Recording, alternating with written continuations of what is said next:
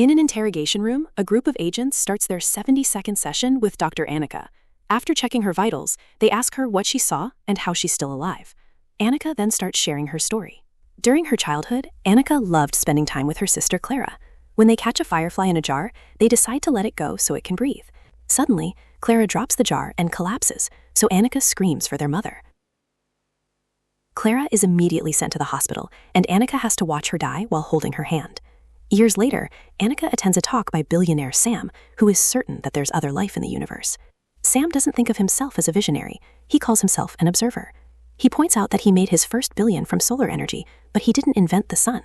However, he does think that Annika is a visionary and makes her raise her hand as he explains to the crowd that she was the first person to photograph dark matter.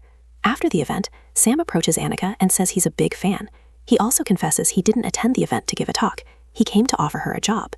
They go to a bar and discuss her work, so she explains how she overlapped 233 datasets to find order in the chaos. When Sam asks why she did this, she answers that she wants to know what's out there. Sam offers her a 1-year contract to work for a small lab on a remote island in the Caribbean, but refuses to elaborate because it's confidential. His vague wording makes her guess that he's hunting aliens, but Sam says he's actually gathering them, which convinces her to take the job. Sometime later, Annika is taken to the island by boat and meets Charlie, an electronics engineer. He's the director of Gateway Labs and was hired by Sam to check on the technology he's installed on the island. When they arrive, they learn that the staff is only around 10 people because they're keeping things small. Annika explores the facility and admires a curious statue before entering the building. On the upper floor, she finds Dr. Perry, who is being injected with an immunobooster by a doctor. Annika introduces herself and offers her hand to shake, but Perry ignores it and acts hostile. He thinks Annika was sent by Sam to spy on him and be the bruise that finally kills him. Soon, Charlie joins them and tries to introduce himself too, but he's also met with rudeness. As Perry heeds them around the place, he reminds them that all their communications are monitored, which was part of a non-disclosure agreement they signed. In the lab, Charlie is impressed by the various devices, and Perry tells him not to touch anything. Then he starts talking about evolution and how apex predators are prone to self-destruction. Now humanity is looking for another world, full of resources, but since aliens are out there, they have technologically advanced competition. The search for extraterrestrial intelligence has searched for radio waves, but that only covers 1/10,000,000th of the sky and uses outdated technology. Perry believes aliens wouldn't use radio to communicate. Instead, he has an FTL communicator. It takes 2 photons and pairs them. One is kept on Earth, and the other is sent light years away. They'll communicate with each other across the galaxy. Charlie points out that this breaks the laws of physics, but Perry explains it only bends the laws humans know. Annika also insists it's impossible, yet Perry swears that's what his machine does, and he built it 6 years ago in his basement. He asks them to perfect it and leaves.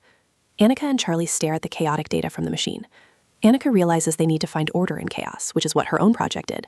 She applies her algorithm to the machine, and little by little the data is organized until they confirm they have a real signal sent by aliens. The duo rushes outside to talk to Perry, who already knew they had a signal and only needed Annika's math to confirm it.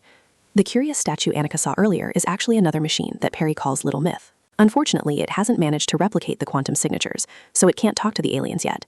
Filta has done this replication in his lab in the past, which means that just like Annika, he's been brought to use his own experiment in this machine. Later, Perry checks on his daughter Lucy, who is playing with some ants on a tree. He tells her how humans study ants to solve traffic problems and asks about her schooling, but the girl barely talks. Perry leaves without another word. In the lab, Annika double-checks that the signal is real and starts thinking about Clara. While they were camping, they thought they heard monsters.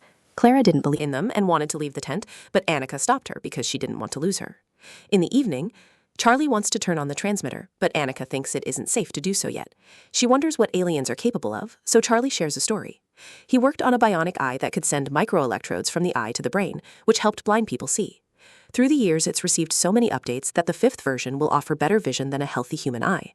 Charlie believes that humanity will improve each body part one by one until they find a way to just put their minds in a durable container, like a chip.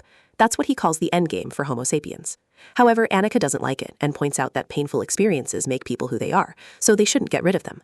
She also knows that some of Charlie's patients end up taking the bionic eye off, which proves that people can be proud of their flaws. In the present, the agents point out that Annika knew Perry was a threat, so they wonder why she stayed. Annika explained she wanted to help because it wasn't a good idea to leave first contact with aliens to a crazy man. Her story continues showing Perry checking on Lucy again. He only looks at test results and doesn't even talk to her before leaving. Later, Annika talks to the staff doctor, who hasn't left the island in 3 years and it's taking a toll on her. She explains that Perry lost his wife and son 4 years ago in a house fire and never accepted what happened. He was in a lab in an outbuilding, self-medicating and probably drunk, and only learned about the fire when the cops woke him up. Lucy survived because she was at a sleepover. The doctor says that Perry knows humans matter in theory, but not in practice. During dinner, Sam does a magic trick for Lucy. This angers Perry, who sends her to bed. Then Charlie and Annika report to Sam, telling him that they've confirmed the signal is real. They want to inform the world, but Sam doesn't want bureaucrats to get in the way. An argument ensues, and Sam reminds them that they can't even talk to the aliens yet, so Annika asks for 1 week to finish the project. While they chat, Perry keeps interrupting to comment on their meal and mentions unnatural dynamics among animals on farms. He says that an animal that prefers solitude will feel threatened by visitors and eventually attack. Suddenly, Perry snaps, slamming the table as he tells the group that he won't wait anymore. He wants Charlie and Annika to fix his project now, or he's done. After Perry leaves the table, Sam explains he always behaves like this, and they're keeping him together with medication. The other reason why he's brought Annika and Charlie to the island is that they'll replace Perry the moment he becomes non-functional. Afterward, Charlie and Annika drink while admiring the view, and Annika admits she's worried that the aliens may be hostile. Charlie thinks the universe is full of resources and technology, so there's nothing the aliens may want from Earth. Annika points out that life is fragile, and fear is the only thing keeping them safe. After everyone goes to bed, Charlie sneaks into the lab and finishes fixing Little Mitt so it can send talkback. He immediately tells Perry, who starts programming the message. When Perry calls Annika to oversee the data, she protests against the idea, but she's ignored. Perry has chosen the most repeated sequence from the alien signal and will send it back even though he doesn't know what it means. He'll use the speed of light as a unit of measurement and repeat the code 10 times in different intervals. That way the aliens can tell humans are logical beings. While Annika keeps arguing with him, she texts Sam to ask him to stop this. However, Sam only says he wishes he was there. Perry guesses what she's doing and explains that even if Sam wanted to stop him, he can't because there's no kill switch. Charlie supports Perry and says they should choose a powerful quote to send, but Perry expects no response, so it doesn't matter. Annika doesn't understand why he built this if it doesn't matter. And Perry says it's precisely to prove it. After some preparation, the machine glows and the message goes out. The group waits for a few minutes, but sadly nothing happens. Annika calls Sam to update him and announces she's leaving, but the call ends when the phone loses service. Suddenly, the lab loses power and the backup generator kicks in, but Annika is now locked in her room. At the same time, Sam watches the city lose its lights. Charlie notices problems in the system and desperately tells Perry to shut it down. So Perry does so after some hesitation. Afterward, Charlie uses his tablet to hack into the lock and open Annika's room. Together with the doctor, they watch the news and learn that the whole world lost power for a few minutes, which caused several disasters and deaths. NASA admits that they're at a loss and that this extends beyond Earth's atmosphere. Some reporters start to wonder if aliens were involved. Annika notices that the power came back after 8 minutes and 19 seconds, which is the exact amount of time that it takes sunlight to get to Earth. She thinks this means the aliens talked back in a way humans understand, since the sun is so important to them. Once Charlie agrees with her conclusion, Annika decides she must kill Little Myth. The doctor agrees, saying they can't count on Perry's humanity. Charlie thinks the aliens have good intentions, but Annika insists they can't know that, so another argument ensues. Meanwhile, Perry is watching the cameras and notices Lucy running outside, so he presses a button in the machine. By the time Annika tries to shut off Little Myth, she discovers that Perry already did so. Outside, all bugs are dropping dead around Little Myth, forming a perfect circle. Lucy is playing with a kite, which is suddenly pulled towards the machine. She screams in pain as the string tangled on her hand begins dragging her on the ground, making her bleed. Perry rushes to his daughter's side and untangles the string so the kite flies away. While Lucy hugs her dad, the adults notice a strange anomaly in the sky. In the city, the National Security Agency, or NSA, visits Sam to ask him why his operations never lost power. They have footage of the anomaly, but they can't study it because their satellites are still down. The anomaly seems to be growing. In 2 days, it'll be seen from the mainland, and in a week, the whole world will panic. Yet Sam tells the agents that the only thing on the island is a solar observatory. When he tries to leave, the agents say he needs a military escort, but Sam points out they can't do anything if they don't have charges. On the island, the terrified staff pack their things and leave. Charlie notices the circle of bugs and tries to come closer to the machine, but Annika pushes him back and scolds him. Then Charlie shows her the test results, which show that Little Myth is surrounded by a column of air and a vacuum. Annika points out that speech is just music, air with meaning. So maybe this air column is data. The duo then collects some wood to start a fire next to Little Myth, and the vacuum immediately absorbs the smoke, which forms shapes around the machine. In the present, Annika says that the aliens think in thoughts and visions, so the agents want to know why they won't speak plainly. Annika thinks that advanced beings have better ways of communicating than English. Her story continues, showing Perry kicking the doctor out of Lucy's room and ignoring her concerns. Then he starts reading Peter Pan to his daughter, while the army gets ready to invade the island. The world declares a state of emergency, which includes curfews and emergency powers.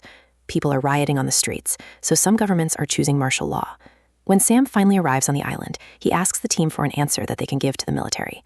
Charlie theorizes that the repeated sequence is a distress signal, and the aliens are trying to protect humans from harm. Annika watches the riots and people getting stuck on the subway, which reminds her of the firefly in the jar that needed to breathe. She rushes outside to watch the air column and concluded that the blackout was a scan of the world. Now the aliens know that air is important to humanity, and they're using it to communicate, which means they could talk back. The air column is an invitation. However, whoever steps into it will suffocate. Charlie volunteers to do it, but at that moment they're surrounded by the army and get arrested. While soldiers guard Little Myth, Charlie and Annika insist they can fix this if they talk to the aliens.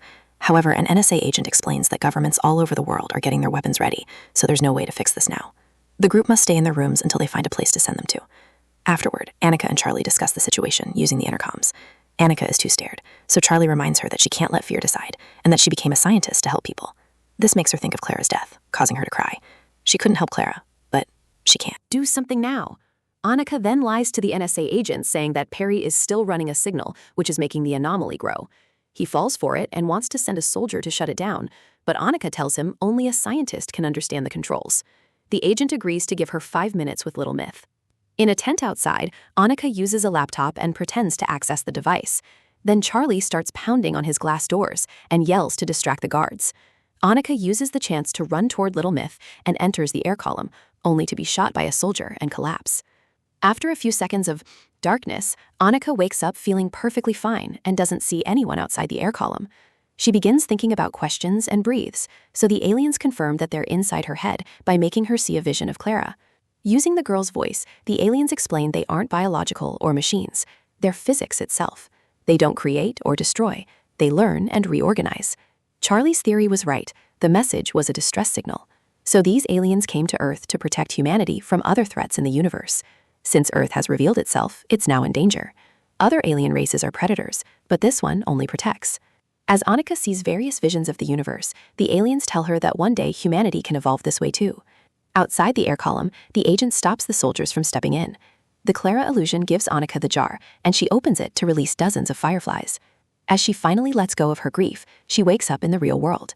Suddenly, the mysterious cloud starts growing at terrifying speed and covers the entire planet. In the present, Annika says that humans are now safe from the universe, but not from themselves. When the agents ask if the aliens will return, she answers that they never left. Make sure to subscribe and turn on notifications so you can watch more videos like this. Thanks for watching.